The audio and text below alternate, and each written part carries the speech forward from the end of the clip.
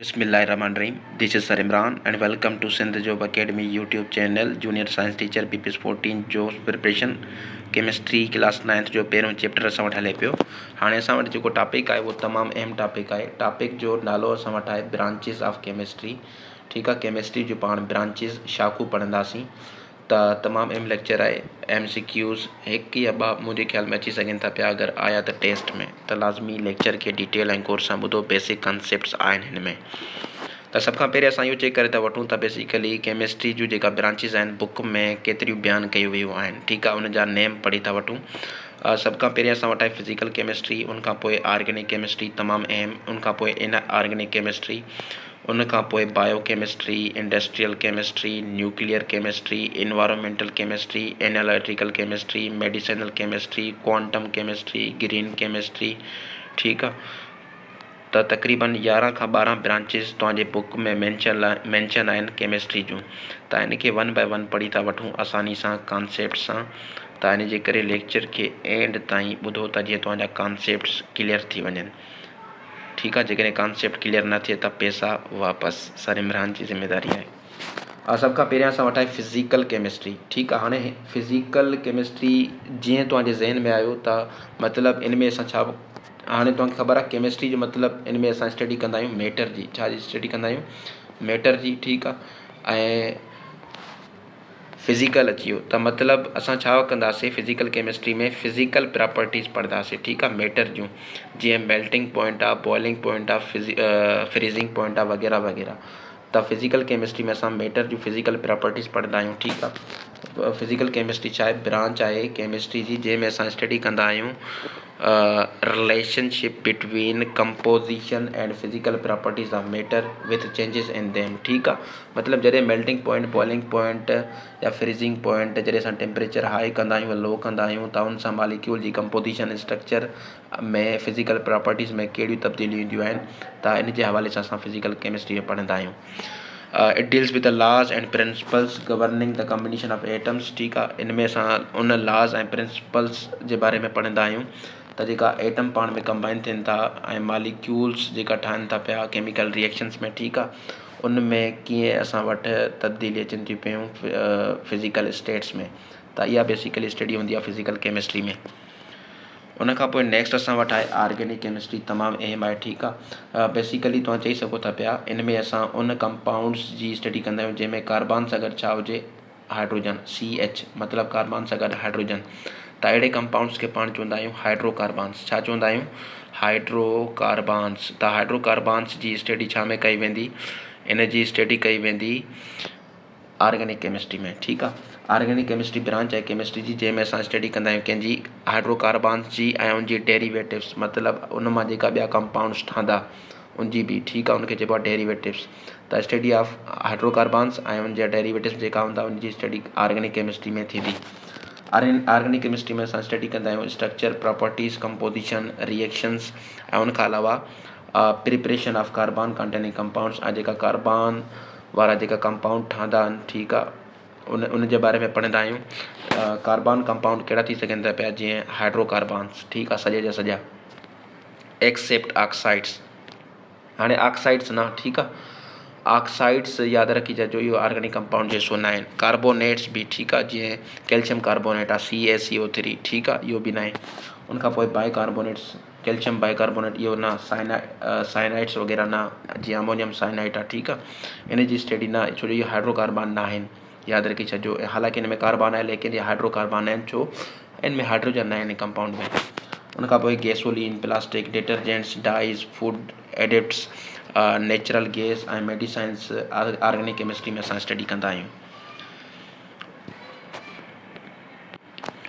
उनखां पोइ नेक्स्ट असां वटि आहे इनऑर्गेनिक केमिस्ट्री। हाणे हाइड्रोकार्बन्स खे छॾे करे जेका बि असां एलिमेंट्स कंपाउंड्स पढ़ंदासीं त उनजी स्टडी छा में कई वेंदी? इनऑर्गेनिक केमिस्ट्री में कई वेंदी। ठीकु आहे, त बेसिकली इनऑर्गेनिक केमिस्ट्री ब्रांच आहे केमिस्ट्री जी जंहिंमें जेका स्टडी कंदी आहे ऑल एलिमेंट्स, जेके बि एलिमेंट्स आहिनि 118 पीरियोडिक टेबल में ऐं उनजा जेका कंपाउंड ठहंदा आहिनि। ठीकु आहे, उनजी स्टडी हूंदी आहे एक्सेप्ट हाइड्रोकार्बन्स। हाइड्रोकार्बन्स खे छॾे करे जेका बि कंपाउंड्स एलिमेंट्स आहिनि उनजी स्टडी इनऑर्गेनिक केमिस्ट्री में थींदी। ठीकु आहे, these compounds are generally obtained from non living organisms. यादि रखी छॾिजो, जेका इनऑर्गेनिक कंपाउंड्स आहिनि, ठीकु आहे, उहे असांखे नॉन लिविंग थिंग्स मां मिलंदा आहिनि।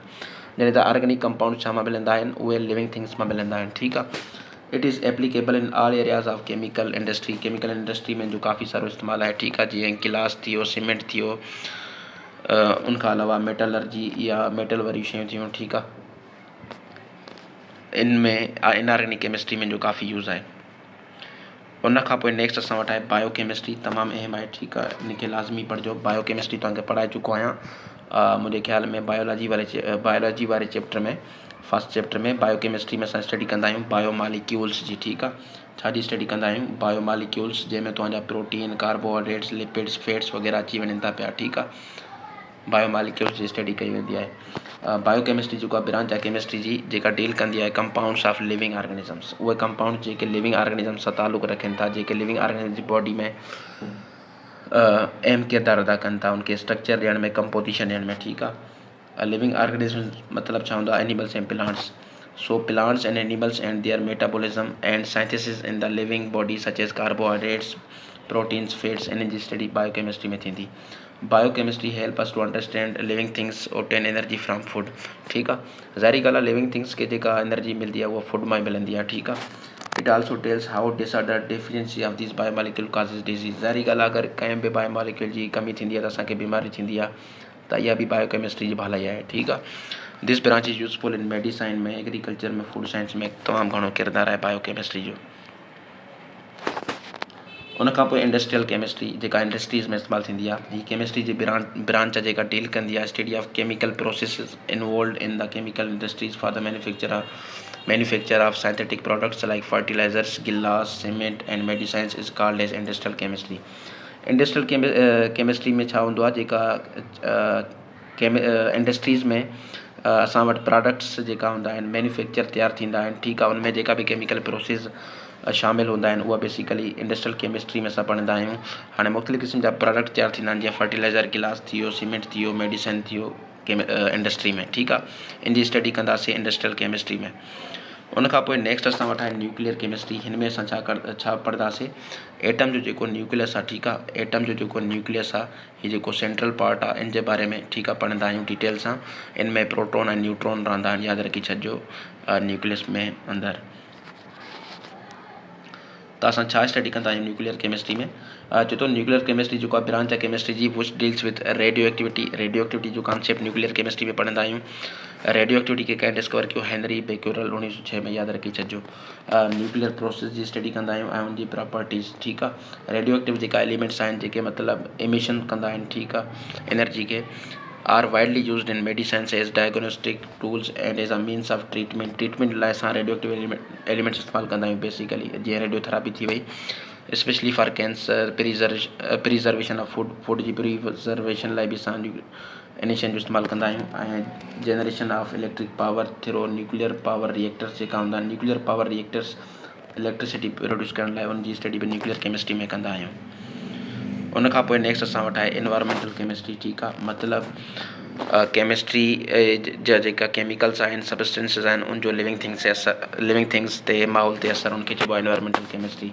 ब्रांच आहे केमिस्ट्री जी जेका डील कंदी आहे interaction of chemical materials and their effect on environment, ठीकु आहे, मतिलबु प्लांट्स एंड एनिमल्स ते उन केमिकल्स जो छा थो असरु पए, जीअं personal hygiene, pollution, health hazards, ज़िंदगी जा ख़तरात, important areas of environmental chemistry आहिनि।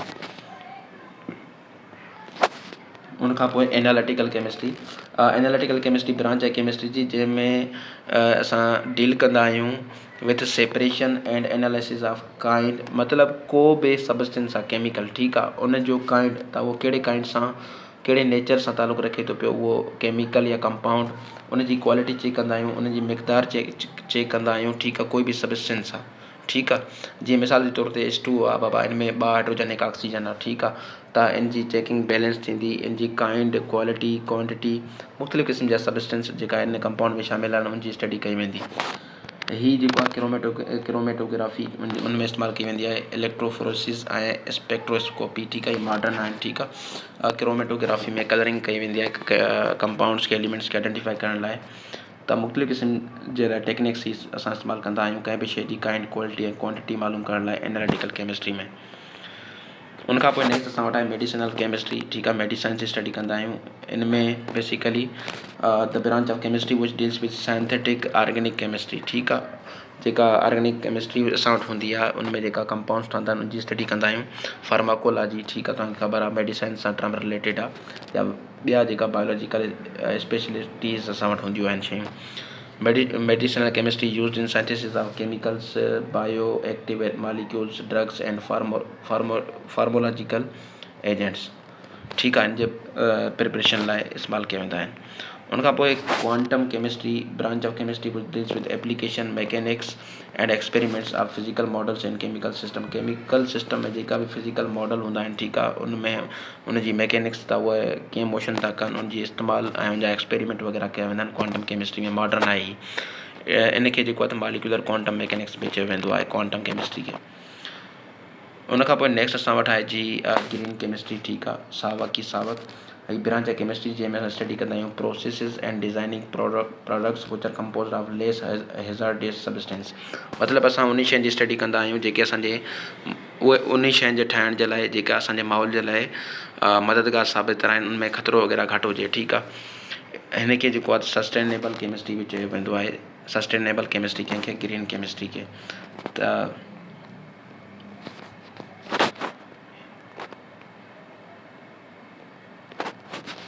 सेफ जीअं असां वटि थी आहे 1 मिनट, जीअं असां वटि थी आहे सेफर केमिकल। ठीकु आहे, polyphenyl sulfone less hazardous chemical आहे। ठीकु आहे, मतिलबु polycarbons and safer solvents are example of green chemistry.